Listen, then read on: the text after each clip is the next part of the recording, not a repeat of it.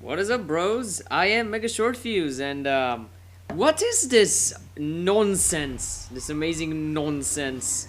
Amidst all the playthroughs and all the awesome enjoyment, you get me talking to myself over, gasp, a racing game! Yes, finally, I've decided to put on something that I regularly put on Machinima. This, as you can plainly see, is Need for Speed Hot Pursuit, and today has been a very productive day. Well, not really. I'm lying terribly. I just sat on my ass all day, played a video game some, so well, I'm still playing them actually. And I went. This kind of ties in with the gameplay. I had driving lessons in a very slow ass Ford Fiesta. Google that if you don't know what it is. I promise you it's not very good. And the thing about driving lessons, if you're just starting them, is once you've played something like this, it feels very counterintuitive to go very slowly, and that's kind of the thing with driving lessons. At least the first time they let you drive a car, you're not allowed to go over 40 kilometers an hour. So it's kind of strange trudging along in fourth gear doing 35. Well, see, the speed limit around these parts of these deserted parts of the world, meaning Eastern Europe, well, not just, it's just the country in general. The speed limit in cities is 50 kilometers an hour. And that's all well and good. By that logic, I was speeding until I looked out the window. Admittedly, I shouldn't have done that since the instructor had to kind of grab the wheel to stop us from dying. But looked out the window, and there were cars that were 20 years older than the one I was driving. Driving is a term I use loosely in this case. And they flew by us with twice the speed and none of the care.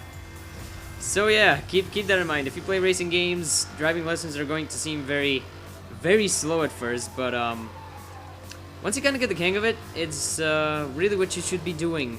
Drive responsibly, like that one chick said in the beginning of every Need for Speed game. So yeah, actually, tying into the gameplay again, this is one of the very few ways I've discovered to have actual fun in Need for Speed nowadays, because when I played it on the regular, it was really terrible online, meaning that like 3 weeks after it released, a car pack came out for the last series. It wasn't the exotics, it was the supercar. No, this is the supercar class.